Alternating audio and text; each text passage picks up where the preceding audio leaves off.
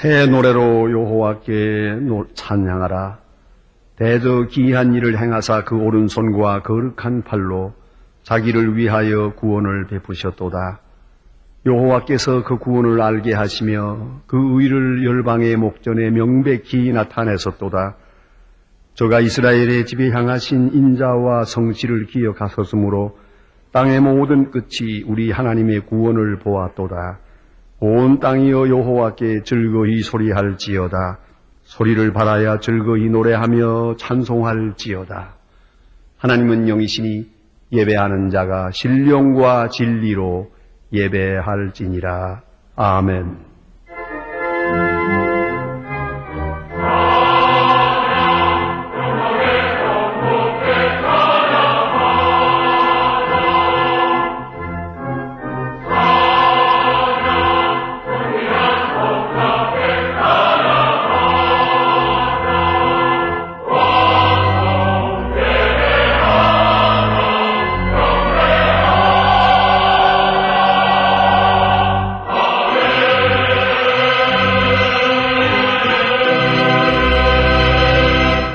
영원히 찬양을 받으실 주 여호와 우리 아버지 하나님, 그 놀라우신 능력과 크신 은총을 인하여 주께 영광 돌립니다.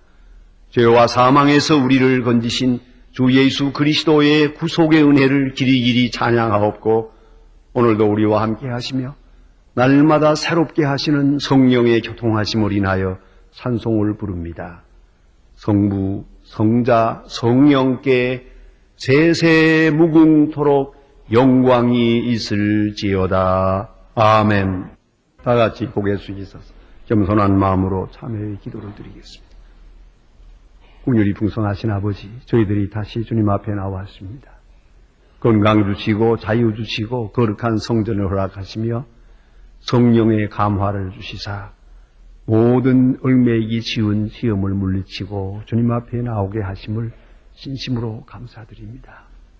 하나님 아버지, 그러하오나 찬송을 부를 때에도 어두운 그림자가 있고 기도할 때에도 우리 마음속에 항상 정욕과 죄가 그대로 있음을 고백합니다. 주님, 불쌍히 여겨 주시옵소서. 손으로 지은 죄, 발로 지은 죄, 몸으로 지은 죄도 있거니와 우리의 생각으로, 우리의 깊은 뜻으로, 우리의 잘못된 의도로 하나님 앞에 지은 죄가 많았습니다. 이 시간에 고하오니 이 모든 악에서 건져 주시옵소서. 은혜 가운데 살면서도 감사할 줄 모르고 원망과 불평에 살았습니다. 그 많은 시간, 그 소중한 시간들을 하나님의 뜻대로 부지런히 일하며 살지 못하고 게으르고 나태한 가운데서 헛되이 보낸 때가 많았습니다. 주의 나라를 위해서 써야 할 물질을 사사로이 쓰며 정욕을 위해 쓰며 때로는 썩어질 육체를 위해서 쓴 때가 많았음을 고백합니다. 주님, 불쌍히 여겨 주시옵소서. 아버지 하나님, 베푸는 기쁨에 살아가도록 창조되었지만 우리는 얻는 기쁨만 알고 때로는 갈취하며 즐겨 살아왔습니다. 이 모든 어리석음과 죄를 용서하여 주시옵소서. 사랑받으면서도 사랑할 줄 모르고 용서를 구하며 살면서도 용서할 줄 모르는 사람들임을 고백하오니 용서하여 주시옵소서. 멀지 않아 떠날 세상입니다. 그러나 아직도 우리는 세상에 매여서 헤어나지 못하고 있습니다. 불쌍히 여기시고 우리의 생각과 뜻을 영원한 길로 인도하여 주시옵소서. 배고픈 자를 돕지 못한 죄를 용서하시고 하나님의 귀한 일을 위하여 내 몸과 마음을 다하지 못했고 자기중심적으로 정욕에 매여 헤어나지 못했던 많은 일들을 기억하오니 주여 용서하시고 이 깊은 악에서 건져 주시옵소서. 지금은 하나님과 나만이 아는 죄를 생각하며 묵묵히 참회의 기도를 계속합니다.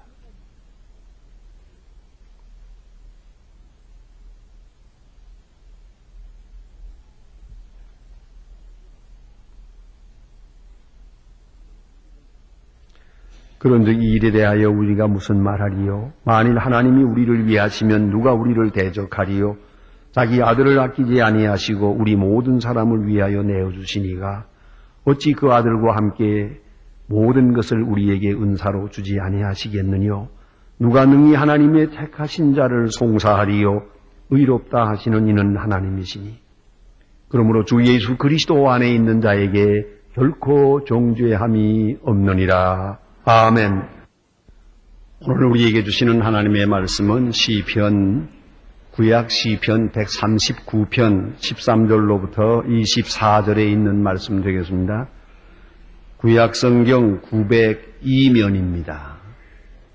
구약 성경 902면 시편 139편 13절로부터 봉독합니다. 이 계시의 말씀을 봉독할 때에 살아계신 하나님의 음성을 다 함께 들으실 수 있기를 바랍니다.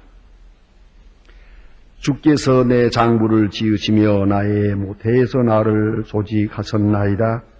내가 주께 감사하옴은 나를 지으심이 신묘막측하심이라. 주의 행사가 기이함을 내 영혼이 잘 아나이다. 내가 은밀한 데서 지음을 받고 땅의 깊은 곳에서 기이하게 지음을 받은 때에 나의 형체가 주의 앞에 숨기지우지 못하였나이다.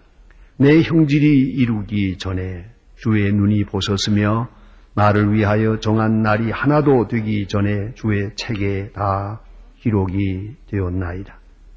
하나님이여 주의 생각이 내게 어찌 그리 보배로우신지요. 그 수가 어찌 그리 많은지요. 내가 세려고 할지라도 그 수가 모래보다 많도소이다. 내가 깰 때에도 오히려 주와 함께 있나이다. 하나님이여 주께서 정령이 악인을 죽이시리이다. 피 흘리기를 즐기는 자들아 나를 떠날지어다. 저희가 주를 대하여 악하게 말하며 주의 원수들이 헛되이 주의 이름을 칭하나이다. 여호와여 내가 주를 미워하는 자를 미워하지 아니하오며 주를 치러 일어나는 자를 한하지 아니하나이까. 내가 저희를 심히 미워하니 저희는 나의 원수니이다. 하나님이여 나를 살피사 내 마음을 아시며 나를 시험하사 내 뜻을 아옵소서.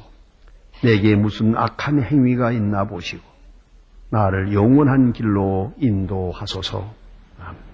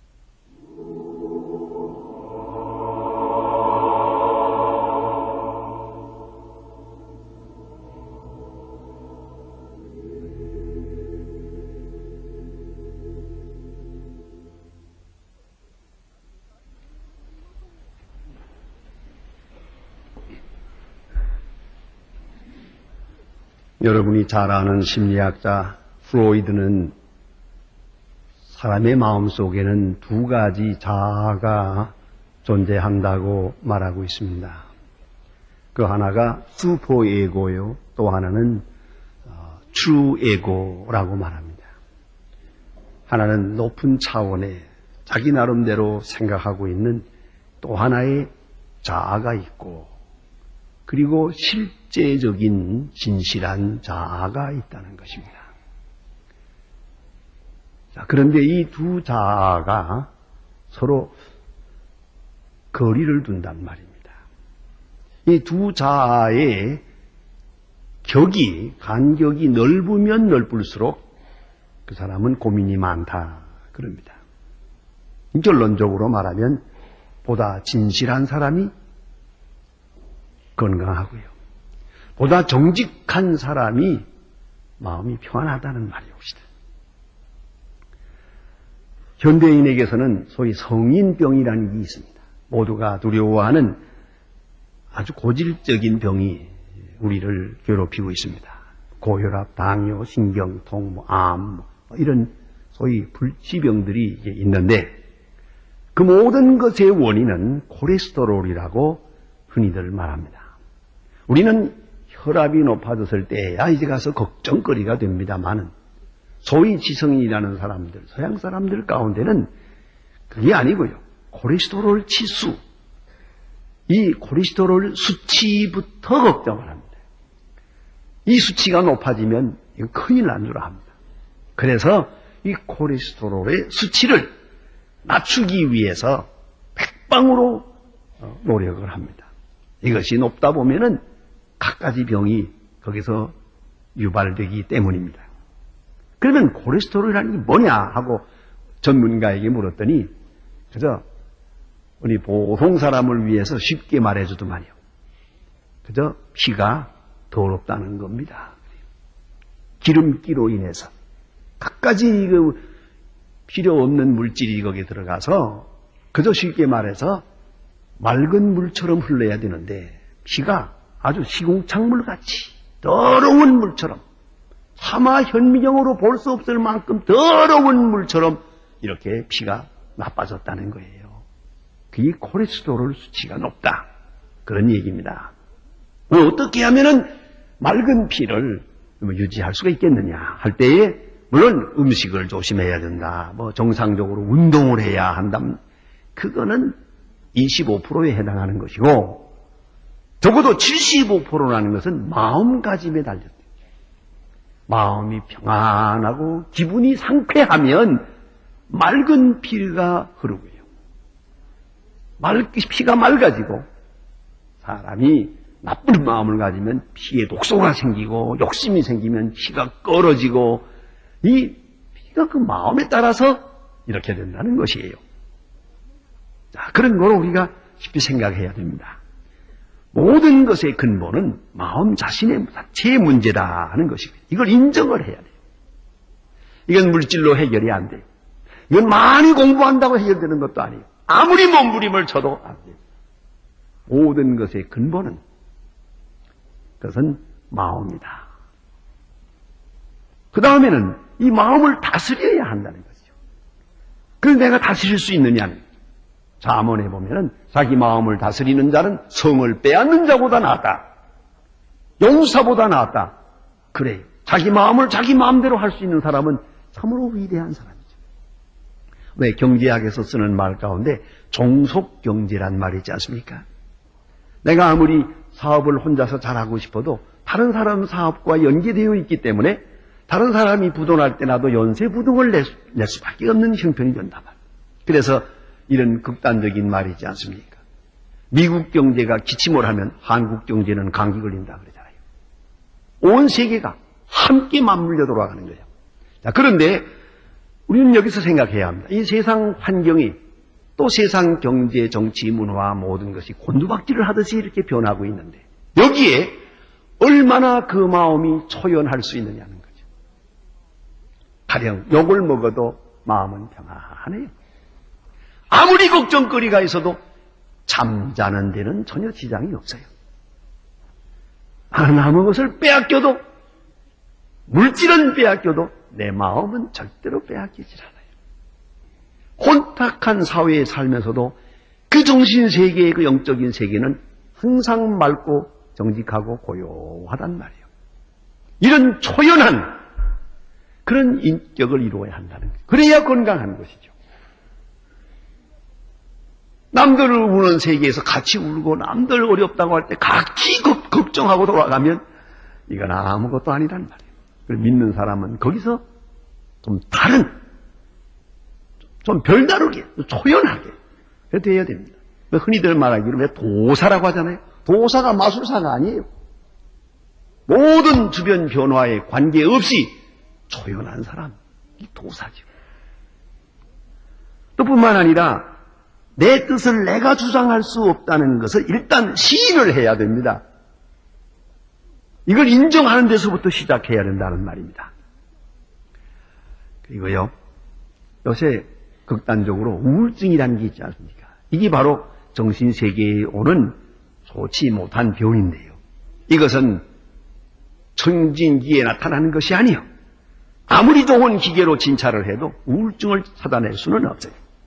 이것은 아주 무서운 병입니다.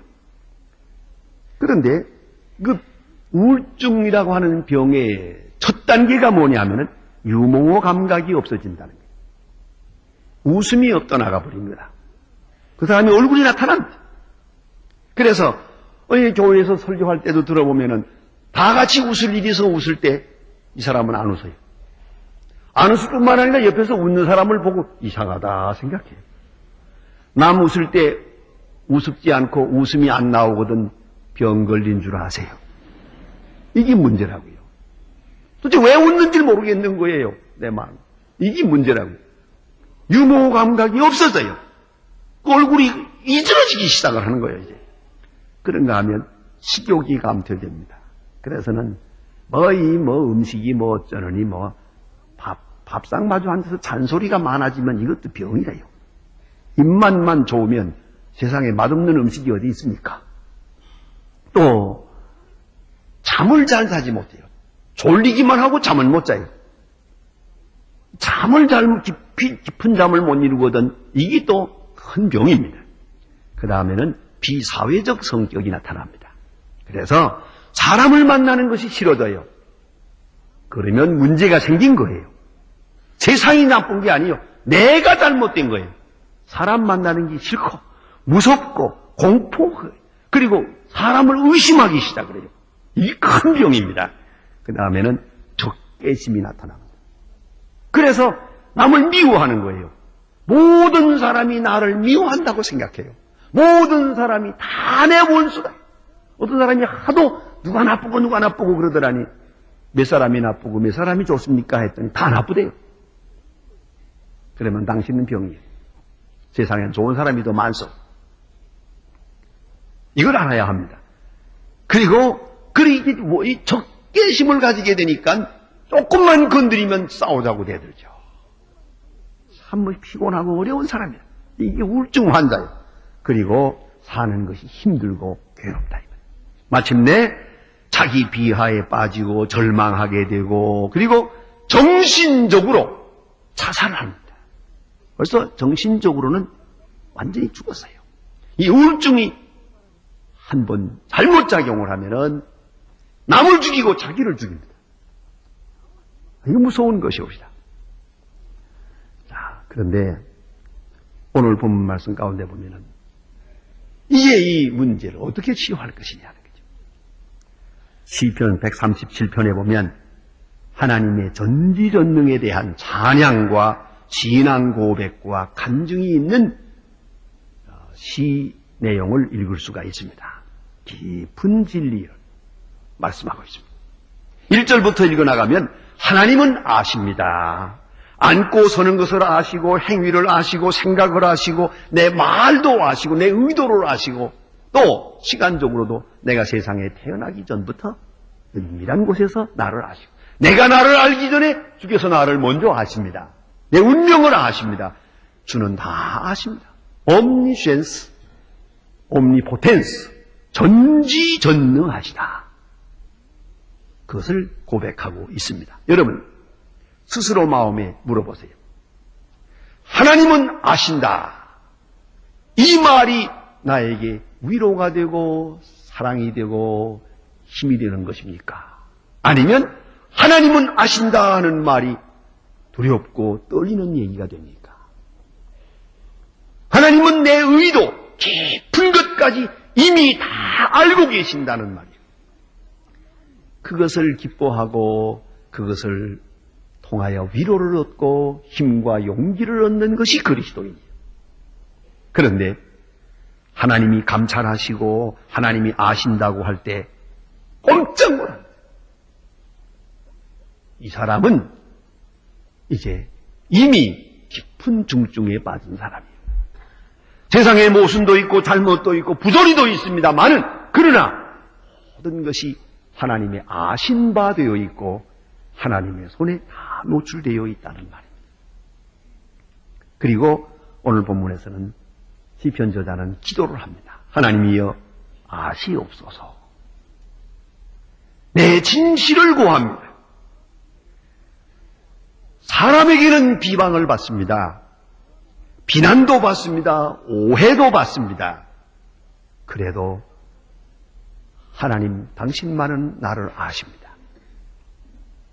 나를 알아주시길 바랍니다. 이것이 시편 저자의 기도입니다. 여러분, 세상에서는 실패자로 나타날 수도 있어요. 비난을 받을 수도 있어요. 어떻게 내가 생각하는 만큼 남이 나를 알아주겠습니까? 어떻게 나와 같은 생각으로 모든 사람이 나를 평가해 주겠습니까? 그거 기대하지 마세요. 단 하나님만은 내 중심과 진실을 잘 아십니다. 하나님만은 알아주시기 바랍니다. 세상 사람이 뭐라고 해도 하나님은 나를 아십니다. 이것이 중요한 신앙적 내용이요. 좀 더 나아가서는 이렇게 사는 사람은 세상 비난이 두렵질 않아요. 하나님이 아시니까. 하나님만은 내 진실을 알고 계시니까. 이것이 크게 느껴질 때 사람들의 평판이라는 것은 그에게는 대수롭지 않아요. 알아주든 말든 오해를 하든 말든 그런 거로 이렇게 사는 사람은 절대 변명을 하지 않습니다. 구구하게 이래저래 변명할 필요가 없어요. 하나님은 충분하게 아시고 나는 하나님 앞에 아시는 바 된 존재로 살아가고 있기 때문에 가장 든든한 것이옵시다.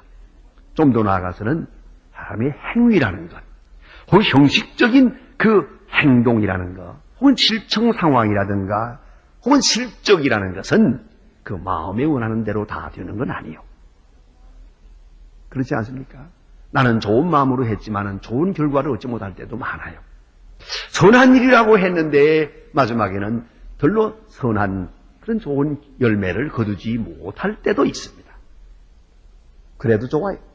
내 중심은 하나님이 아시니까요. 하나님께 간합되기 때문입니다. 세상 사람들은 나를 실패했다고 하겠죠. 성공하지 못했다고 하겠지요. 그러나 내 판단은 그렇지 않아요. 하나님은 아시니까요. 여러분 아시는 대로 성공이라는 것은 여러 가지 경우에서 이루어집니다. 또 어떤 때 보면 직장 생활할 때 실적 위주로 평가할 때가 있어요. 얼마를 남겼느냐, 얼마의 유익을 모았느냐 이거 가지고 평가해 버립니다만은 사실은 그렇지 않아요. 하나님과 나만이 아는 비밀은 그렇지 않습니다. 실패했습니다. 손해보았습니다. 그러나 이것을 통해서 친구를 얻었어요. 진실도 얻었어요. 겸손을 배웠어요. 믿음도 얻었어요. 지혜를 얻었어요. 보이는 것으로는 실패지만 보이지 않는 하나님과 나와의 세계에서는 이것은 축복이요. 내게 주신 은사요. 이건 아주 아름다운 성공이었어요. 하나님은 내 마음을 아십니다. 내가 이것을 기뻐하고 있음을 하나님은 아실 겁니다. 하나님은 내 마음을 알아주세요. 이것이 본문의 내용입니다. 좀 더 나아가서 시편 저자는 이렇게 기도하고 있습니다. 나를 살피사 내 마음을 아시고 나를 시험하사 내 뜻을 아옵소서. 살피고 시험하고 이거 뭡니까? 우리가 이 보통 때는 그 진실이 잘 나타나질 않습니다. 그러나 어떤 사건에 부딪힐 때 그 사람이 어떤 사람인지 알 수 있어요. 그래 요새는 많은 분들이 그러대요. 같이 운동을 해보면 알 수 있대요. 그 사람이 어떤 사람인지, 얼마나 교만한 사람인지, 얼마나 승부욕이 강한지, 얼마나 쫄짱분지 다 나타난다고 그래요. 우리가 어떤 사건에 부딪힐 때, 건강하기도 하고 병들기도 하고 많은 사건에 딱 부딪힌 이 시험이 올시다. 이 시험이 당할 때에 본색이 드러난단 말이에요. 여러분, 자기 얼굴을 자기가 봅니까? 거울을 보아야 돼요. 거울에 비추어 가지고 반사를 통해서 내 모습을 아는 것처럼 이 거울이, 내 마음의 거울이 시련이, 이 시험을 통해서 내 자신의 얼굴을 내가 보게 되고 내 진실을 내가 알게 돼요. 하나님이여 나를 시험하사 내 뜻을 아옵소서. 이렇게 아주 정직하게 하나님 앞에 내놓고 있습니다. 이런 재미있는 얘기가 있습니다. 두고두고 웃을 얘기입니다. 어떤 남편이 주변머리가 없어서 돈을 잘 못 번대요. 그리고 집에 쭈그리고 앉았는데 아내가 돈을 잘 벌어서 이렇게 그럭저럭 살아가는데 그 아내가 남편을 무시했어요. 그래서는 뭐라고 말만 하려고 그러면 당신이 뭐라로? 당신이 뭐라로? 이러고 구박을 하는 거예요. 어느 날 남편이 차사국을 만났어요. 부인이 그 소리를 듣고 불이 나게 병원에 가서 응급실에 들어갔더니 의사 보고 물어봐요. 어떻게 됐습니까? 그래서 말하기를 당신 남편은 죽었습니다. 그 말을 듣고 시체 앞에 섰더니 남편이 눈을 뜨면서 나 안 죽었어 그랬어요. 그러니까 이 부인 말이 당신이 뭐라로? 의사가 죽었다면 죽은 거지. 얼마나 구박을 했으면 이 모양이 되세요. 보세요. 이런 불현듯 있는 사건 속에서 아주 그 본심이 다 드러나는 거죠. 하나님이여 나를 시험하사 내 뜻을 아옵소서. 간절하게 기도하고 있습니다. 여기 내 뜻이라는 말을 조금 좀 더 한번 설명하려고 합니다. 여기 히브리 말로 사아파라고 하는 말인데요. 설명드리는 이유는 그대로 뜻이라는 말이 아니고 걱정스러운 생각, 고민과 고뇌, 이것을 말하는 겁니다. 깊은 고통스러운 생각. 내 마음속에 하나님과 나만이 아는 깊은 고통이 있습니다. 이 뜻을 하나님이여 아시옵소서. 이것은 억울한 생각이 될 수도 있고 분한 마음이 될 수도 있고 답답하고 괴로운 게 있습니다. 세상 사람 누구도 모릅니다. 하나님과 나만이 아는 하나님이여 내 뜻을 알아주세요. 이 진실을 중심을 알아주시길 바랍니다 하는 그런 기도를 드리고 있습니다. 이제 마지막 기도는 이렇습니다. 그리고 무슨 악한 행위가 있나 보시고 혹이라도 어느 구석에 내 생각 속에 내 뜻 속에 내 마음 속에 내 감성 속에 내 기분 속에 내 말 속에 악한 것이 있습니까? 이것을 제해 주세요. 깨끗이 제해 주시고 그리고 나를 영원한 길로 인도하소서. 내 생각과 뜻을 인도하소서. 하나님의 뜻, 하나님의 마음 그 방향으로 같은 길로 인도해 주세요. 영원한 길로, 영원한 가치의 세계로 인도해 주세요. 여러분, 우리가 고민하는 것이 뭡니까? 다 세상적인 것이에요. 다 이제 떠나게 돼요. 그 별거 아니에요. 다 버릴 것이에요. 우리의 생각이 아직도 땅에 매이고 세상에 매이고 물질에 매이고 변변치 않은 자존심과 교만이 아직도 정욕에 붙들려 있기 때문에 고민이 있는 거예요. 내 생각을 옮겨서 저 하늘나라로 영원한 세계로 영원한 길로 옮겨보세요. 다툴 것도 없고 미워할 것도 없고 걱정거리도 없습니다.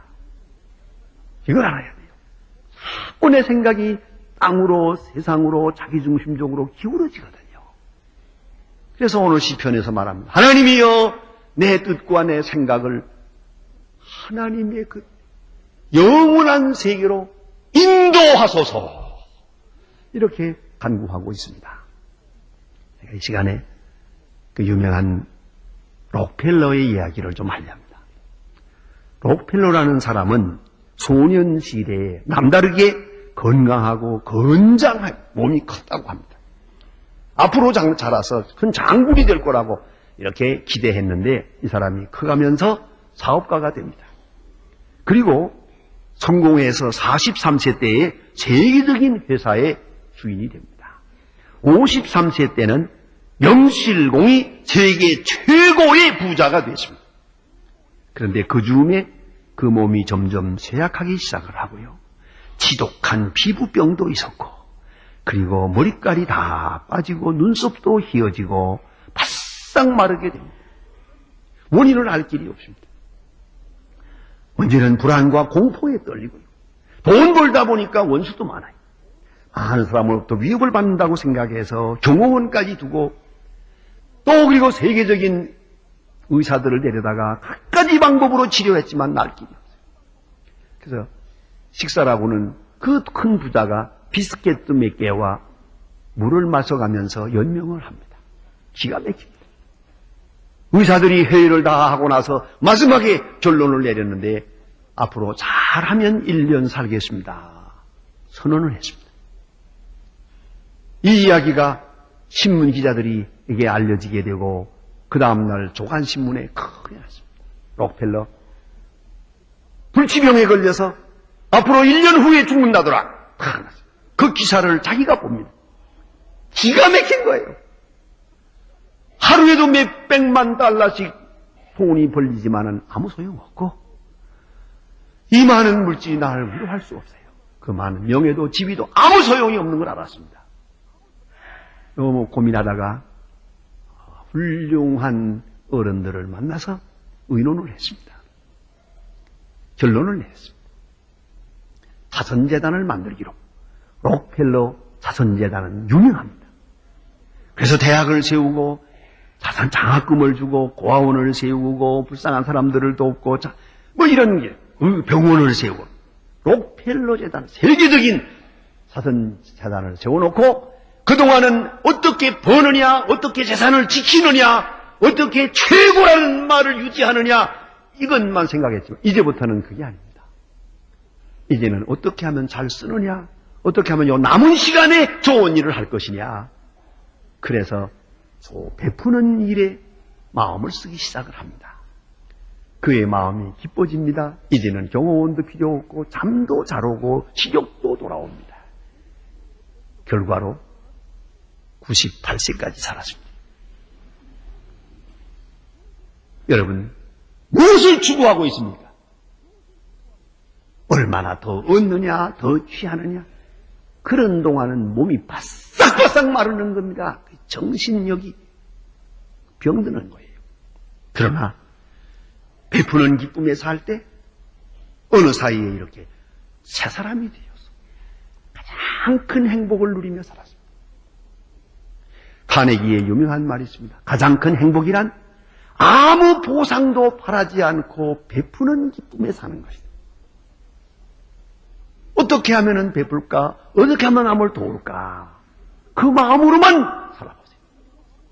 이것이 건강의 비결이요. 장수의 비결이요. 성공의 비결이요. 행복의 비결입니다. 오늘 시편 기자처럼 여러분 모든 사람이 무슨 말을 하든지 상관없습니다. 하나님과 나 사이에 비밀한 정직이 있어야 됩니다. 사람에게는 인정을 받지 못해도 혹은 나 자신이 나 자신에 대해서 불만이 있어도 좋아요.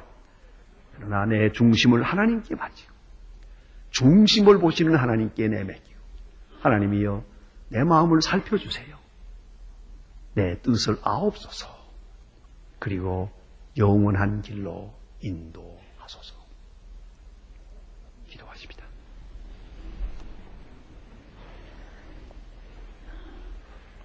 내려오신 아버지여 오늘도 저희를 부르시사 땅으로 기울어지는 저희들의 마음을 하늘로 향하게 하시고 나 자신에게 노예되어서 헤어나지 못하는 저희들로 하여금 주님의 사랑을 확인하며 자유할 수 있게 하심을 진심으로 감사드립니다. 은혜와 사랑을 도와사 주여, 주님 앞에 정직하며 내 마음과 뜻을 아시는 주님께 다시 내 마음과 뜻을 내맡기면서 온전히 자유하게 하시오. 온전히 건강하며 능력 있고 권세 있는 생으로 남은 해를 살아가게 도와주시옵소서. 예수님의 이름으로 기도합니다. 아멘. 도와주십시오. 우리를 구원하신 주 예수 그리스도의 은혜와 역사의 주인이신 아버지 하나님의 사랑과 우리의 마음을 감찰하사 영원한 길로 인도하시는 성령의 교통하심이 모인 중에와 온 교회 위에 이제와 영원토록 함께 계실지어다. 아멘.